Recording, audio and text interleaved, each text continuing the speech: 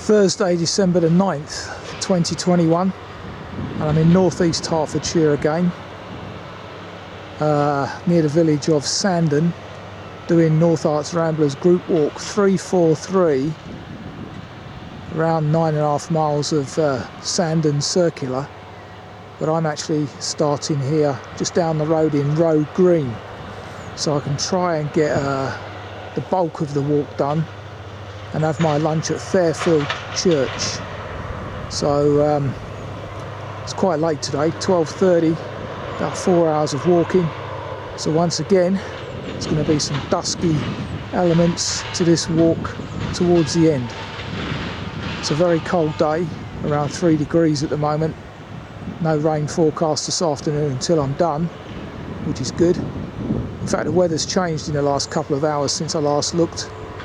And although it was meant to be sunny this afternoon, which is why I'm out, it's not the case now. It's forecast to be cloudy.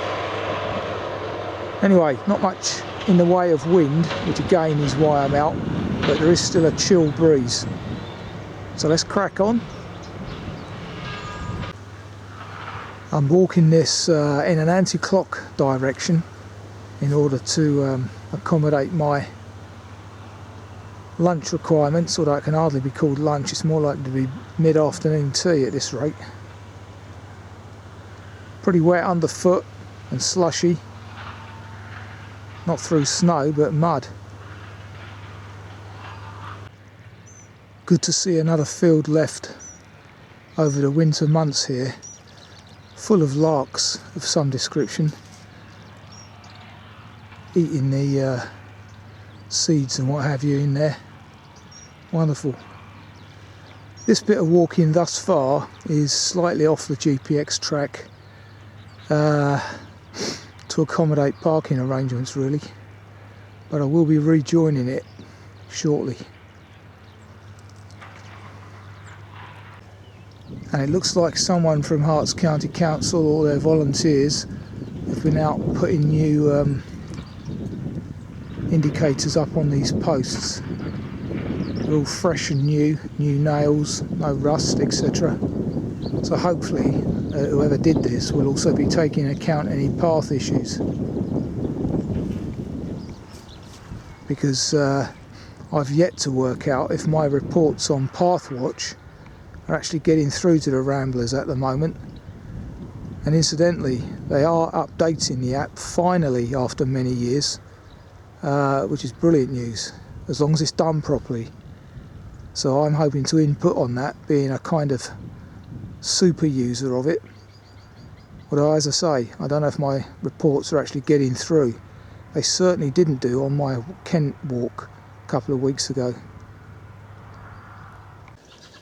So just in front of this Tudor looking building here, which you can just see in the background, come off the path I was on, and we're now joining a chain walk through that gate there, is it? Yep. Just passing Friars Grange and associated cottages here, and these gates could do with some updating. Not easy to get through. So at this juncture, don't continue straight on there towards Friars Wood, but take a left, sticking with FP20.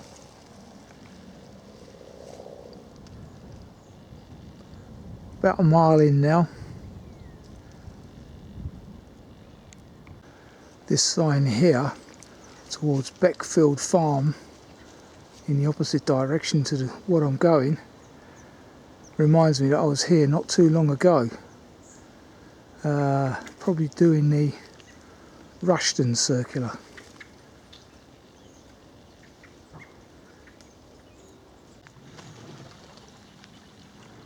Yeah, I thought so.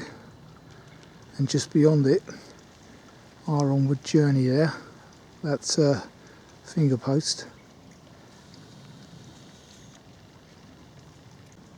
Towards Little Manor Farm.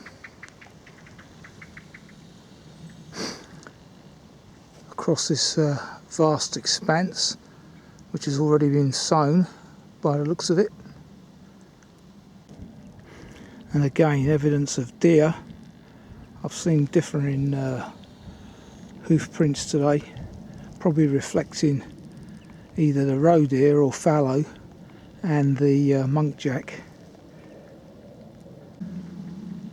Over a small footbridge here to turn right down another one of these glorious little greenways in this area. As you can hear in the background, some jet noise. I don't know at this point if that would be Stansted or Luton. More likely Stansted, I would guess. Approaching Whitehall on the map, which again is duplication of a previous walk.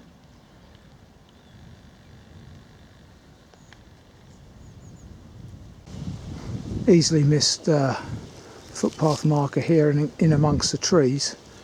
Our onward journey's left through the tree line, immediately opposite the bungalows here. Now heading up towards Lie End Farm in the distance there, and then Mill End hamlet.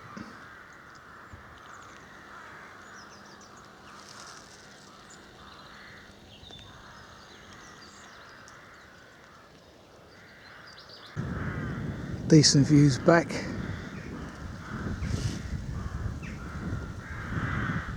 Low winter sun there. And a load of noisy rooks behind me. And some jackdaws in amongst them.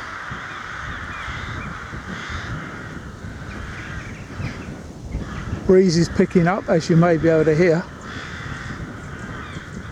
Well, there's a proper deer, antlers and all. Proper stag there.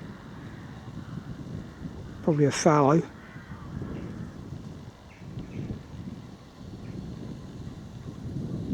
Good to see. Also good to see is this infilling. New hedge being planted here.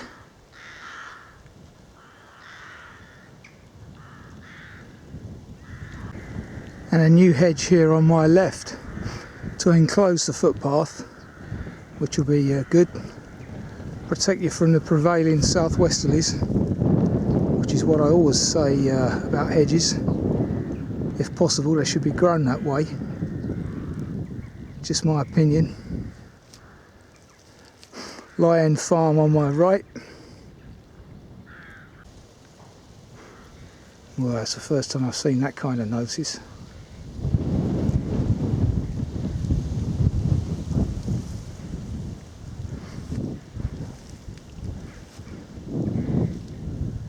Interesting. Yeah, this must be the rodeo set.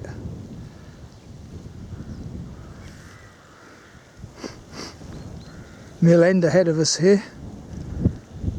Thatched cottages as well.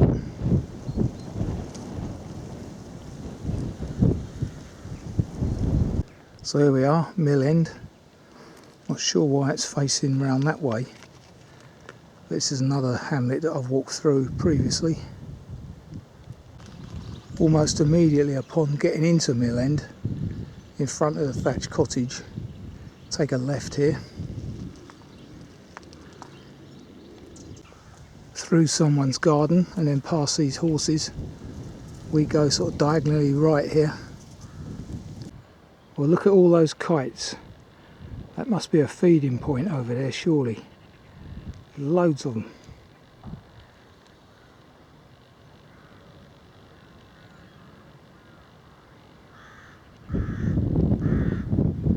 As you can hear, the crows don't like it either.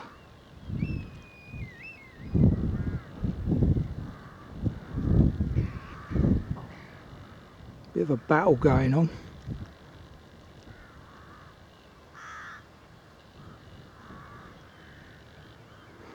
Too many kites though.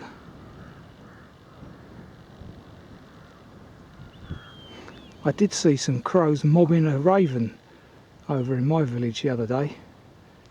Didn't even know we had ravens up inland, but we do.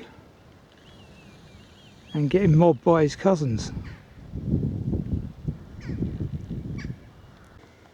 Interestingly enough, per the map, that's called Bird's Nest Farm. Isn't that odd? At least this field's got a warning this week. But let's hope he's in the shed on a nice cold day like today, though it wasn't last week.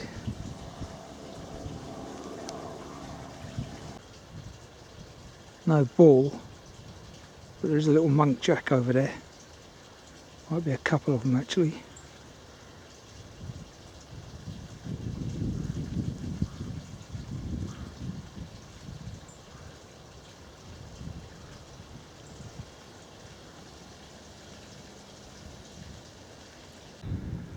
Panoramic view back from a point near Beckfield Farm, near Green End, where I have had lunch in the past if I remember correctly, next to the cricket pitch.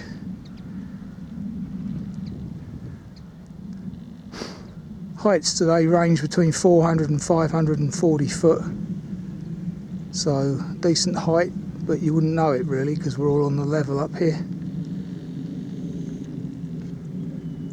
To see, must be about 50 kites here. Back from the brink, eh?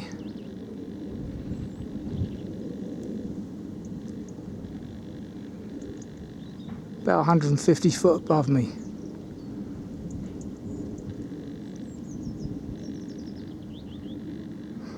Got some albino types in there as well.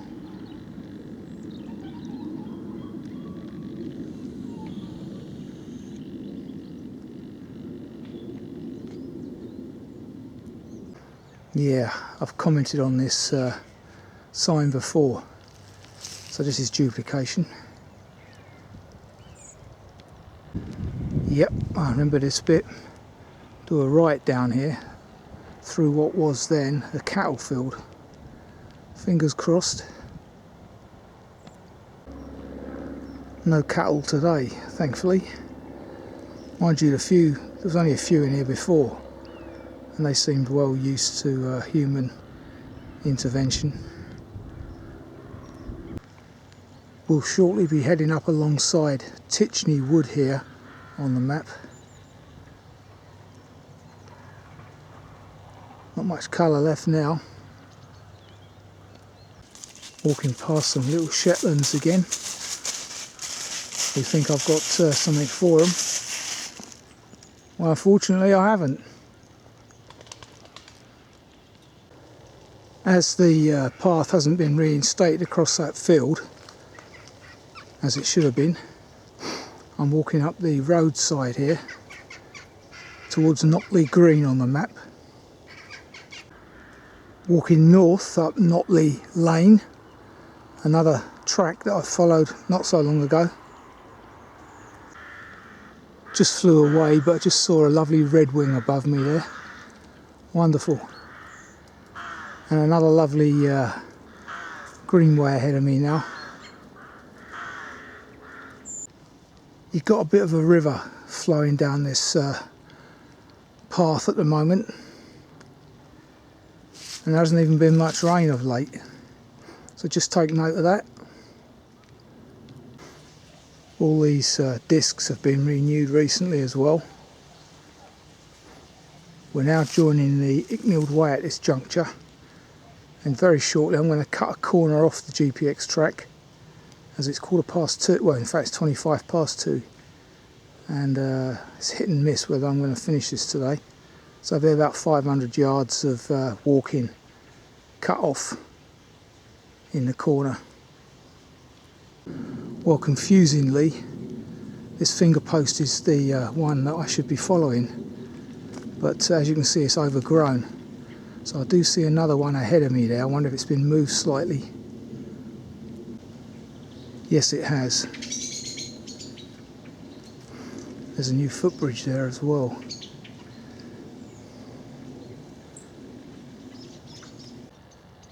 So the GPX track and the Icknield Way go along that hedge line there, over to that corner and back along this other hedge line. But as you can see, I'm about to join up with it very shortly. saving myself probably 10-15 minutes. So I don't think we're really missing much. So now back on track, so to speak, and we're now following the chain walk once again. So the GPX track takes us straight on. There's a path from the right, and I'm going to take this shorter cut on the left up to the church, following path 22 here, which is off that way. Well, in fact, I gave you the wrong information there. You don't take 22, which is the Icknield way. You stay on path 20 with a big field crossing here, which hasn't been reinstated, towards that white post in the corner there. Traditional in Hertfordshire. Yellow in beds.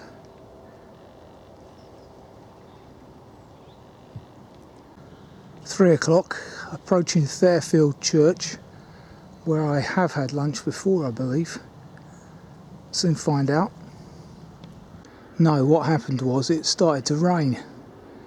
I was coming towards the end of a walk. That's right. So I haven't lunched here before. It'll only be a whistle stop tour today as well, due to the timing. Let's press on. There's no seats, believe it or not, so I'm going to have to use a storm porch.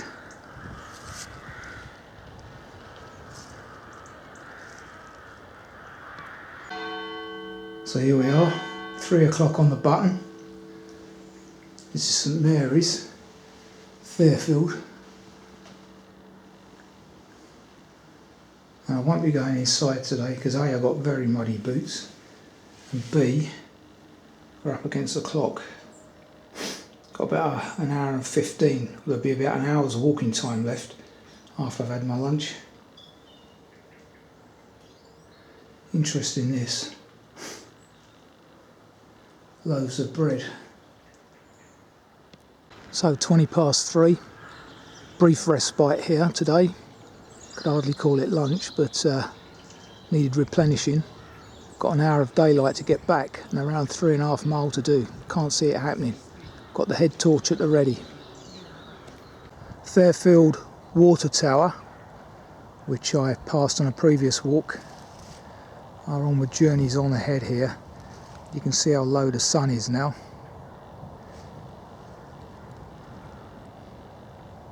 Temperature's dropped as well. Luckily, so has the wind. One last view back to St Mary's, Therfield. Now, one reason why I'm behind schedule today is because the fields are pretty sticky. And I just can't seem to get any speed up. So, hence the delay.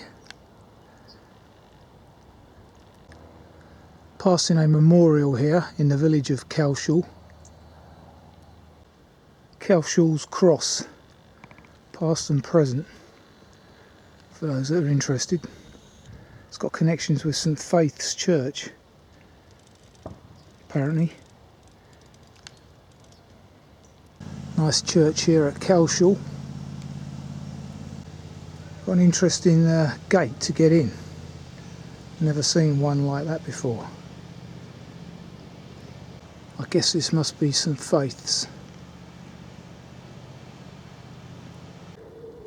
Back on the Hertfordshire way now, all the way back into Sandon. As you can see, we've got about 10 minutes of official daylight left. Sun will be no more very shortly.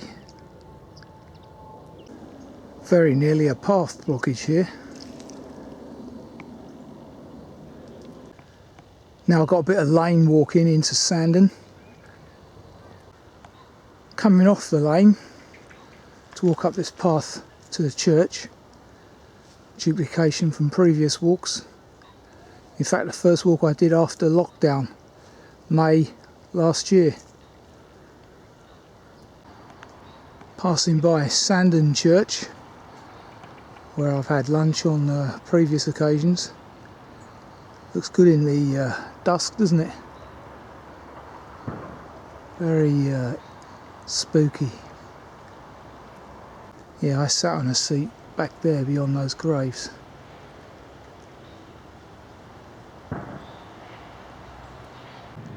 So there we have it. Clock's bang on cue.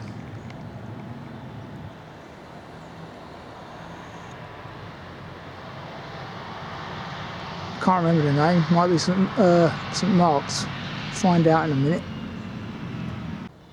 No, the name isn't in the Lichgate porch, but I'll put it in the notes. Passing by the village sign again, 1086.